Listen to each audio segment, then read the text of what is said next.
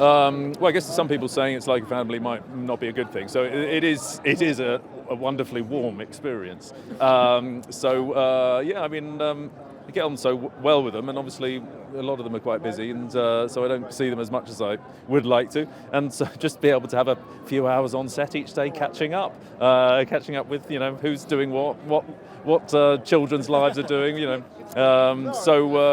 yeah, and then there's the on-set stuff as well.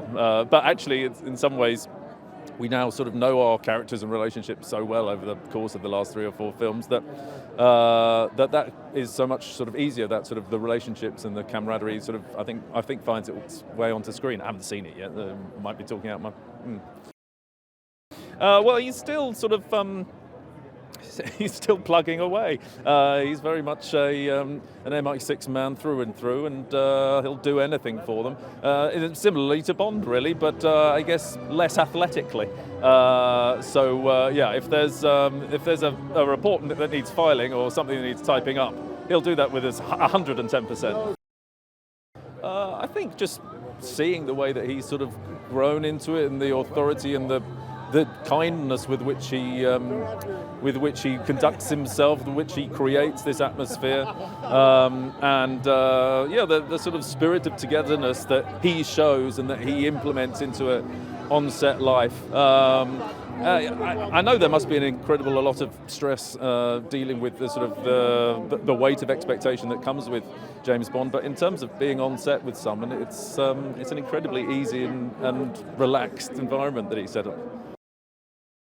Well, I guess part of that is the heritage and the history, and not only the popularity of the books, but then obviously the popularity of the film.